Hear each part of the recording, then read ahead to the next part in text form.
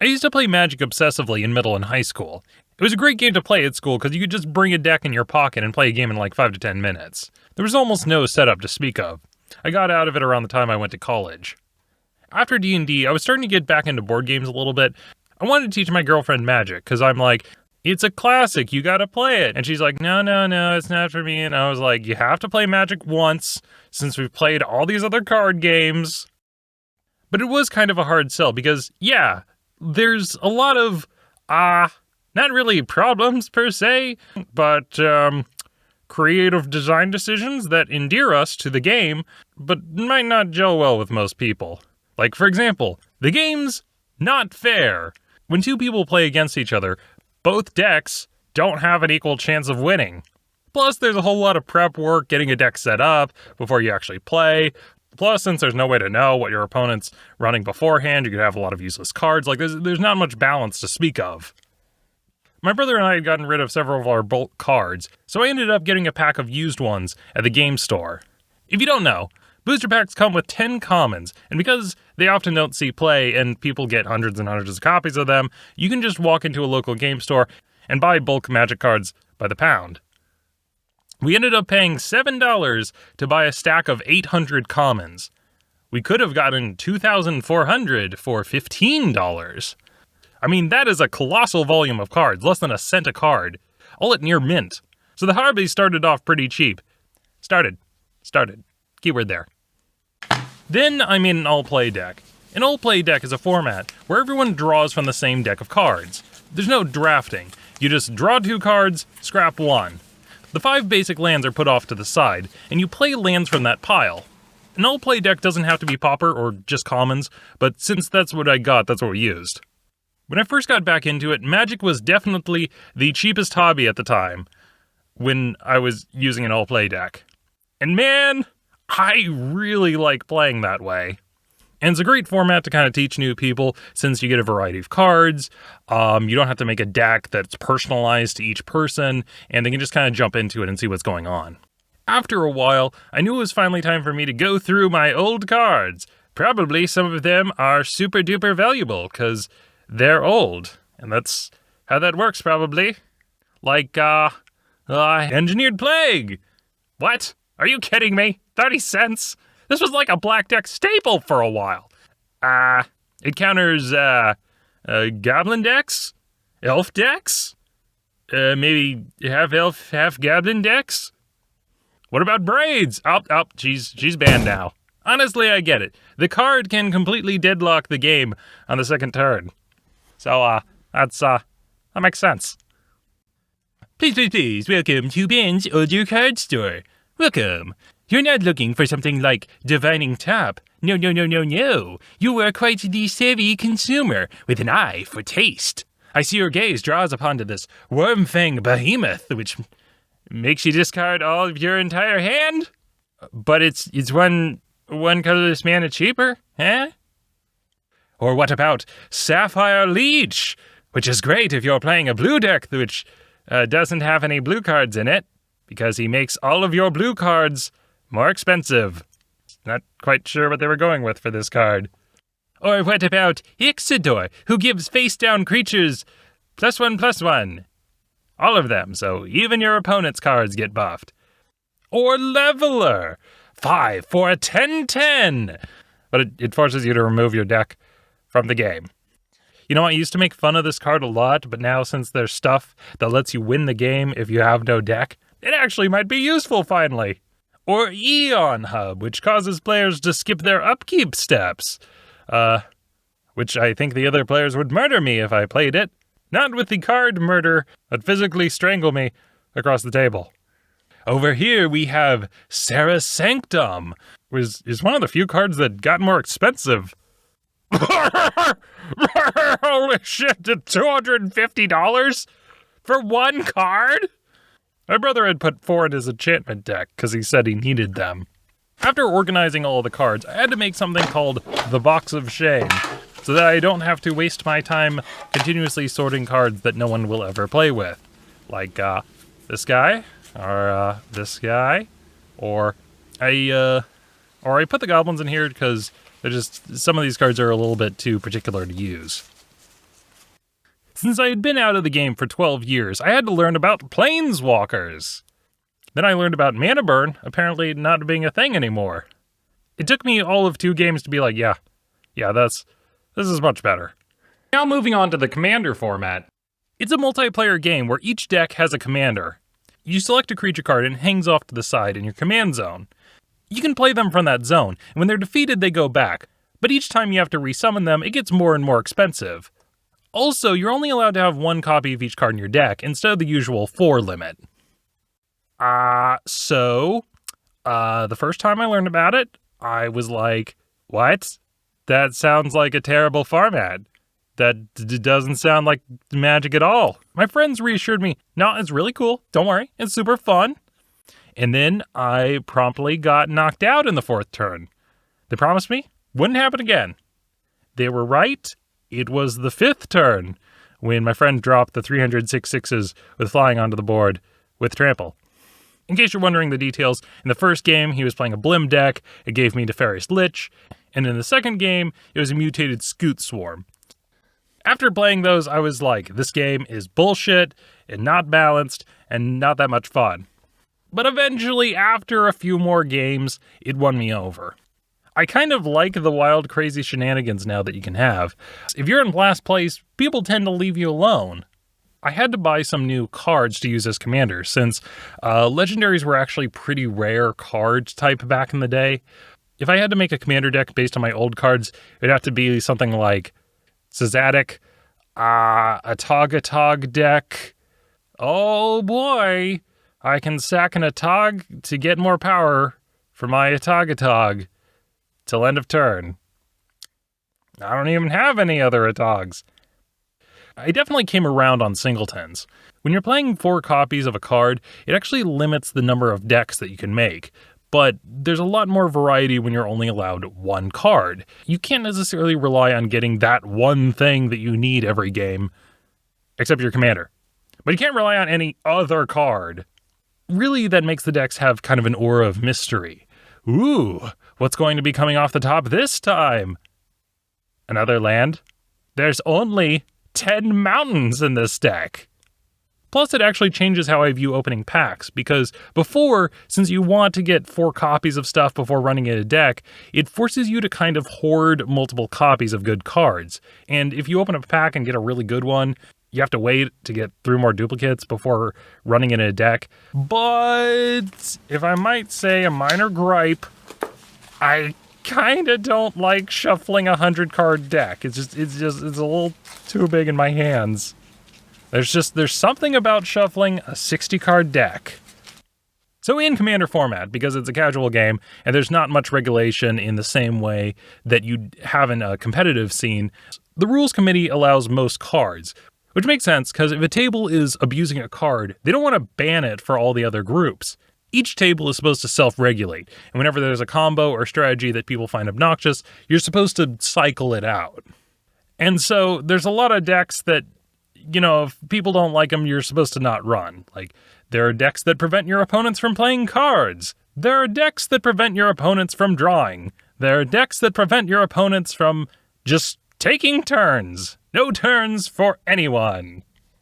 Unfortunately, I don't have an answer. It's a common problem that's in the Commander format, trying to find this ideal balance that makes everyone happy, which, sadly, there's probably not gonna be an answer for that. As far as commanders, I've been playing Kenrith, Thantis, and Edric. Those have been great. In addition to them, I've also been having a lot of fun with Corona. Corona the False God. So what does Corona do? Every round, after you make an attack, you give another player Corona, and then they have it, and then they pass it to another player, and it just kind of goes around the table, making sure that everyone has it. Other cards I've been enjoying, or I think are kind of interesting, are Time Sifter. Hey, do you guys hate taking turns? Well, what if you didn't have to take turns anymore? Well, now, with Time Sifter, turns are random. Every round, everyone reveals a card off of their deck. Whoever has the highest number takes the next turn. So yeah, you could have 5 turns in a row, or none. We had one game where I played this card, and someone else had a card that says when you start your turn, you lose half your life. So no one wanted to start their turn, and one player got 5 turns in a row, going from 40 health to 2. Fun times! My brother, when we were kids, wanted to make a competitive Time Sifter deck, but, just couldn't quite make it work since you have to have a lot of expensive cards, and expensive cards need mana, so it had to be padded with lots of lands and ramps, which was cheap. It didn't work out that well. Fiery Gambit. You can flip up to 3 coins. At any time, you can stop flipping. If you win 1 flip, you deal 3 damage to a creature. If you win 2 flips, you do that and deal 6 damage to each opponent. And if you win 3 flips, you do those 2, plus draw 9 cards and untap all the lands you control. I've never gotten all 3 flips before. The way I've done the math, and if I keep putting it in every deck, eventually, one day, I'll get it.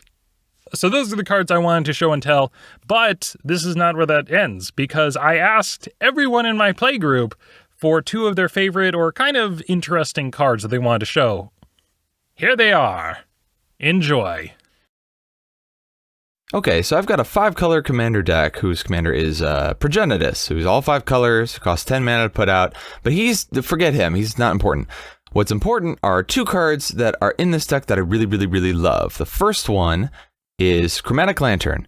If you don't know about Chromatic Lantern, it is a 3-drop mana rock. It can tap for any color of mana, but it also means that all of your lands can tap for any color of mana. And for whatever reason, when I was still playing Magic and buying cards, it was extremely cheap to get. I don't know why. It's so good. It's good for any multiple color deck. Something I would always recommend having in pretty much any deck that has 2 or more colors. And the second card is another artifact called the Door to Nothingness. Now, if you've never heard of this, you're in for a treat. It's a 5-drop artifact card that, it comes into play tapped, and then if you go an entire round and nobody does anything about it, you can pay 10 mana, 2 of every color, tap it, and sack it, and point to a player at the table and tell them to leave. Which is great. I've actually used this to beat several people in Commander games, because a lot of times by the time you have 10 mana, 2 of every color, to be able to use Door to Nothingness, it's usually too late for anyone to do anything about it. Everyone's kind of tapped out. They don't have anything ready to go to get rid of your door, so you just sort of play it, and they get to wait until it's your turn again, and then you take them out. I love it. 2 of my favorite Magic cards to play in Commander are Arcades the Strategist and Exquisite Blood. Arcades the Strategist, he's a commander of walls. I love him, and he's actually the commander from one of my favorite commander decks I own. He's my favorite commander I've ran, and that's mostly because the deck itself is so cheap regarding both the mana cost and the cost of putting the deck together too.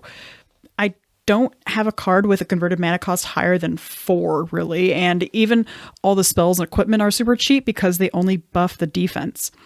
One of his key abilities is each creature you control with Defender assigns combat damage equal to its toughness rather than its power, and can attack as though it didn't have Defender. That's pretty much the whole reason why you have him as commander in this deck. You turn one of your 0-tone walls into a 10/10 truck.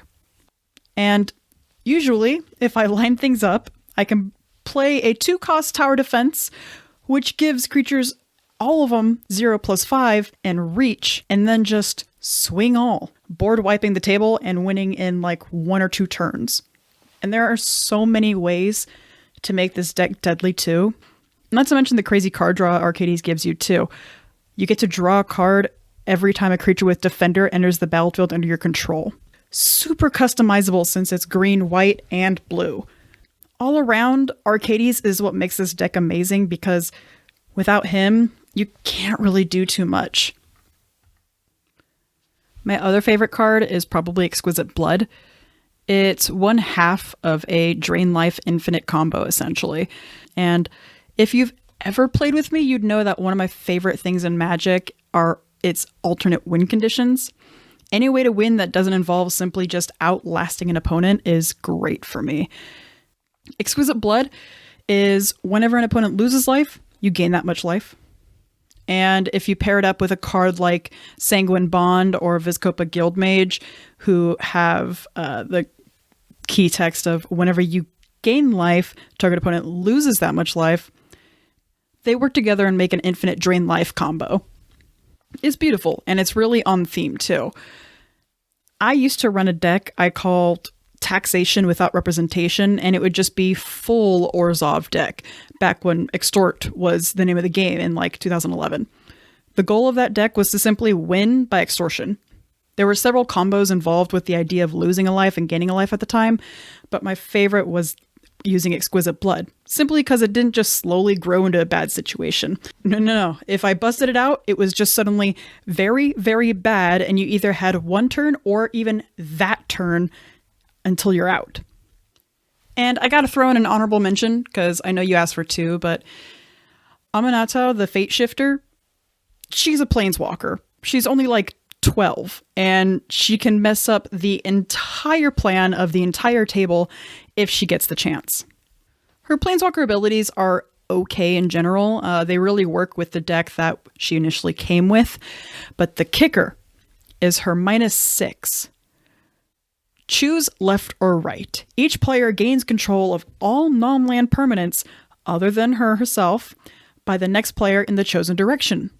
Sometimes, and especially in Commander, you need just enough chaos to keep the game rolling. This will definitely do that, as suddenly that captivated audience isn't on you anymore, and suddenly everyone is scrambling with a board that doesn't match their land. It's one of the best ways to really just scramble up the game when you have nothing left to lose. And I've done that play, and oh boy, it gets people so angry at me and target me immediately, but I don't care because it was fun. So the first card I want to share is one of my favorite commanders, Illhard the Razeboar. It's a mono-red pig. Whenever he attacks, you get to take a creature from your hand and put it onto the battlefield tapped and attacking, which is really fun for a whole bunch of different reasons. It gets around stuff like Propaganda and Ghostly Prison, because the thing comes in after you've declared attackers, so you can just swing at them anyway.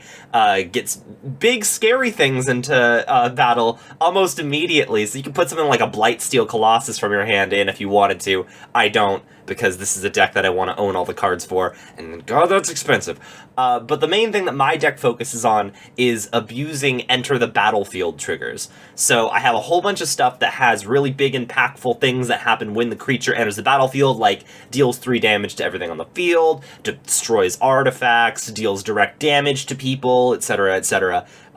Just a bunch of crazy things that happen like that. So when Illhard swings, it happens, and then the caveat with Illhard's cheat ability is that at the end of the turn, that card goes back to my hand. So whatever I'm cheating in with him becomes a essentially repeatable effect every combat.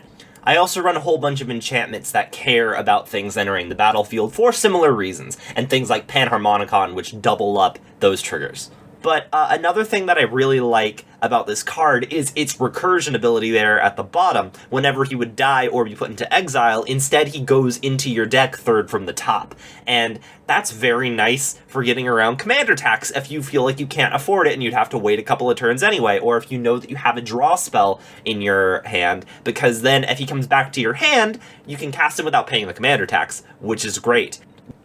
The second card I want to talk about is Sphinx of the Second Sun. It's not the best card because it's kind of expensive, but if you put it in a deck that really wants it, or a deck where you can cheat it out, it's kind of amazing. The wording on it's a little bit weird, but essentially, if it's on the field at the start of your post-combat main phase, you get a beginning phase at the end of your turn. And your beginning phase is your untap, your upkeep, and your draw step. This card works well with pretty much anything that cares about you having multiple upkeeps. There's a lot of stuff in the game that happens on your upkeep, and as such there are a lot of cards that give you multiple upkeeps, but the fact that it's not just an upkeep, it's literally an entire beginning phase, is crazy, because you also get to untap all of your stuff, like you have a Wilderness Reclamation out, and you get to draw a card, which is great. The thing I really like about it, though, is how it synergizes with the Court Cycle, which is a set of enchantments from Commander Legends that say when they enter the battlefield, you become the Monarch, and then at your upkeep, they do a thing. But if you're the Monarch, they do that thing, but bigger. Now, the Monarch is something that you lose if you are attacked, so the idea behind these cards is that they come into the battlefield, and then you're rewarded for somehow keeping the Monarch through an entire rotation of the table, which can be hard because you have potentially, like, 3 people trying to attack you, and it's very unlikely that one of them isn't going to get through. But with Sphinx of the Second Sun, you can have that card, you become the Monarch, and then without the table rotating, you have another upkeep at the end of your turn, unlike all the other double upkeep things that you can get. So you immediately get the buffed benefit from the courts. I've also entered Magical Christmas Land with this card, like, multiple times in my decks, which is crazy, where I've had situations where I played Sphinx of the Second Sun, and I cloned it, so I had 2 of them, and then I had something on the field that gave me flash, so I essentially got an extra turn because I would have my first upkeep and then play a bunch of stuff on that first upkeep, and then I'd get another upkeep, so I'd have like 3 turns in a turn, and it's crazy, and I don't know why it keeps happening to me because this is not a good card and it should not be happening this consistently, but it's really cool when it does. Okay, so Sphinx Ambassador.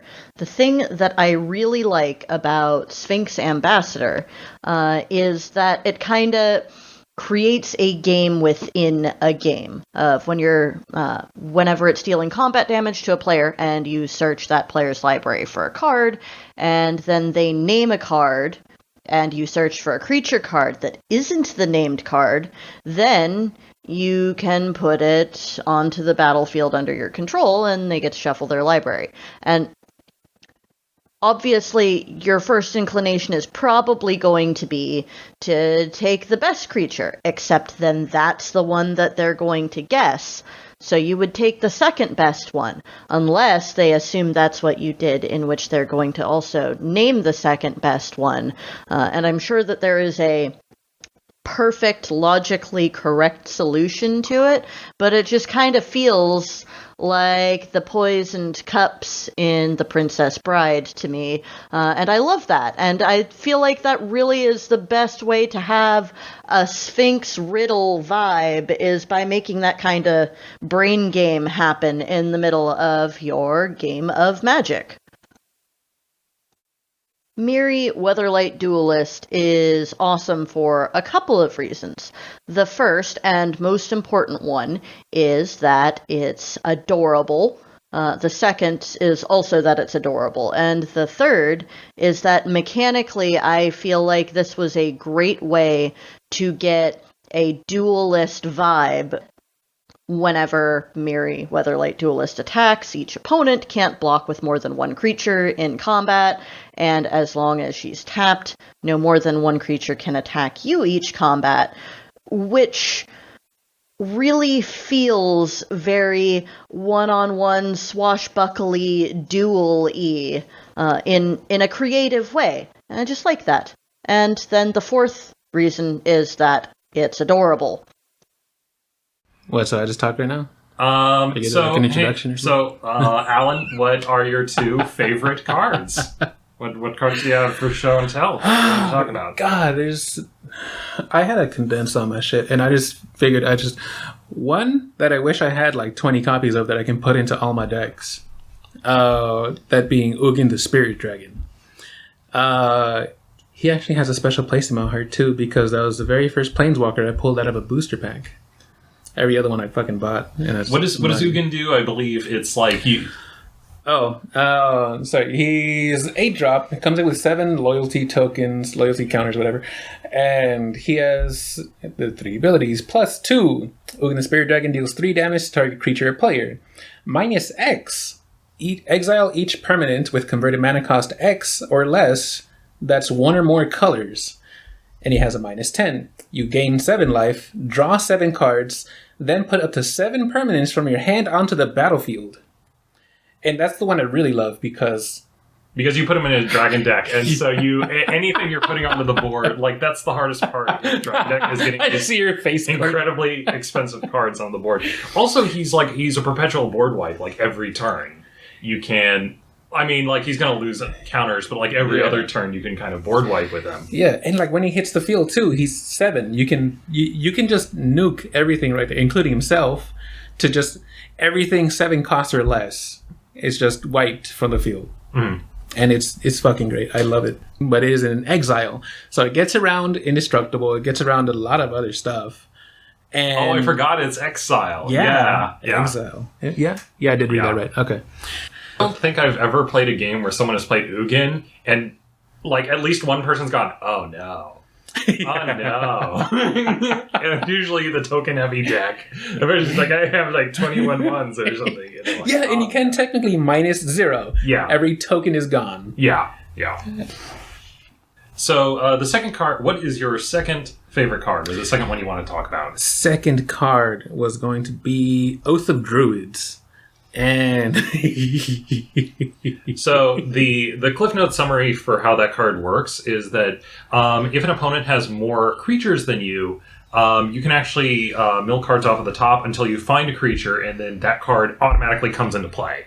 Also, this is an enchantment that just costs 2, so you can get it out really early in the game. A 2-drop, 1 in a green. And I love how you're shaking your head right now. I love your horrible memories associated with Oath of Druids, Courtney. Because the thing is, your anger feeds me. You put it in a dragon deck, and it's like, oh, I get out my 2/2, and then you're like, I get out this 9/9 double striker, and it's like your turn. And it also helps to like speed up the game, because a lot of times, you're stuck and it's stale. There's a thought like, well, if everyone's getting creatures, everyone's going to be fine with it. But there's always some people who have bigger creature, like the Ulamog decks, and stuff, dragon decks, and it helps everyone, but it helps you more. That's why you put it into a deck. With Oath of Druids and all my other decks, whatever, I mostly just deal in like swinging, hitting. I'm a simple man. I want to summon and then I want to hit. Plus it helps to kind of speed up the game. Yeah, it's because everyone's getting these cards that out too. really quick. And all of a sudden everyone's scared of everybody else. Yeah, that's what I like about it. It's just somebody's going to be in trouble, and they aim to hit me and they leave somebody else to cheat out other big creatures. Everybody's worried about everybody else, and that's why I like it so much. All right, so for my recording, I picked 2 red cards. Normally I wouldn't pick 2 red cards because they're both the same color, and that seems kind of whack. But back when I played in high school, I used to go and play competitively in tournaments in a format called 1.5, or I guess it's better known as Legacy. And I used to consistently play against the meta. And the meta was white-blue control, a bit of Reanimator, some enchantments, and this like weird green crap that I think was sometimes elves, but I can't really remember because I always just nuked them, so it didn't really matter what they were playing. But I had a beast deck, and nobody did that. I think the most expensive thing I had in there was a 4/4 beast for 4 that would say sack a beast, gain 4 life. And for the life of me, I can't remember the name of that card. But 2 cards that were always really crucial in my game were these 2 red cards. The first one was Tephraderm, and that's from Onslaught, and it's a 4/5, and when any target dealt damage to it, it would deal damage right back to that. Yeah, it dealt it to the creature, and then if it was the player, it would deal it back to the player. And I love this card because I could turn 1, play a Forest, Birds of Paradise, turn 2, Seething Song, and get this Tephraderm out on the board in second turn. That's like the dream hand. And once it's on the board, it's such a nightmare. And it usually secured me like at least 12 damage somewhere in the course of the game. And then eventually we get off the board, but it always did its job if I could get it out turn 2. And even if I was getting it out, turn 3, turn 4, it was still had quite a bit of impact for all the same reasons. But man, Tephraderm, I owe so many games to Tephraderm. I mean, among other cards in my deck, but Tephraderm was just this card that just always really helped me through a lot of those tournaments. And so I'll always have a lot of memories there. Now, the other red card, I also have a ton of memories. Far fewer, but way funnier. I used to also play this card, Arc-slogger. and I kept him in the deck. You know, like on paper, you look at him, he's rare, he's a beast. He's a 4/5 for 5, so that's already like, ugh, that's disgusting, right? Even for my time, because like power curve has definitely gone up in the last 10 years. And then his ability is pay a red, remove the top 10 cards of your library from the game, and he'll do 2 damage to a creature or a player. Yeah, that's pretty trash, right? I mean, that's pretty trash for most people. But Arc-slogger, somehow, there were so many times when I would draw into him, and he's like just exactly what I needed. Because he's a creature, and, you know, maybe the board's locked down at that point. Like, we've gotten a bit late in the game where my aggro is not, you know, my aggros might have been stalled and the other players got control going on. But if I drew into Arc-slogger, I could throw him on the board. And he didn't need to tap, so there's no concerns about summoning sickness. And I could just almost deck myself and win the game. And those games were just the greatest because I'm taking this piece of shit card. I don't know, it was probably like a 60-cent card or something at the time. And I'm winning a game. And the look on the other person's face is like, I didn't even know this card existed. That's the face. It would be like, I just lost to this thing that threw away 40 cards from his deck so that he could, or 30, it's usually 30, because like by that point in the game, you're a 60-card deck. You're only going to have like 37 or something in your deck. So the most you could do with this card is 6 goddamn damage.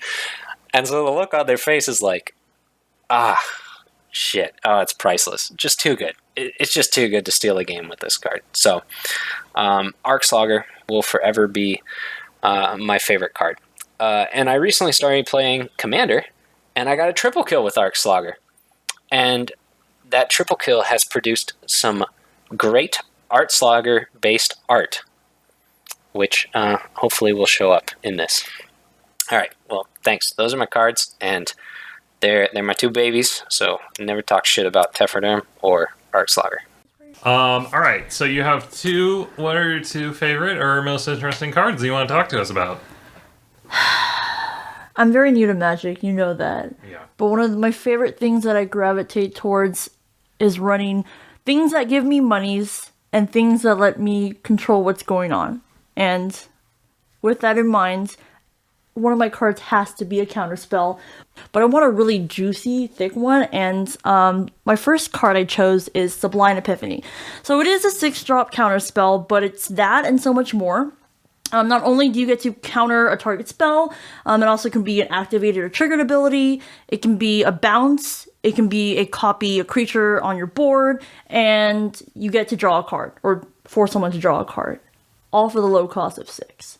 I've seen people play it to counter a devastating triggered ability, but I personally like it because I have the monies more often than not, especially a lot of my decks run green, so I can play this, and not only do I get to decide, no, you don't get to play that card, but I get all these other juicy things too, and I really love that. Counterspell. My second card is Lithoform Engine, because it is the sexiest mana sink out there. It has 3 activated abilities that allows you to either copy a targeted or activated ability, an instant or sorcery, or a target permanent. And if you run a green deck, more often than not, you're going to have so much money. And you know what I love more than anything, Ben, is proper... Oh, fuck! I messed up! Go over and do it! And what I love more than just keep going. That's fine. What I love more than anything is proper management. Thanks, honey. And she does the wink. Yeah.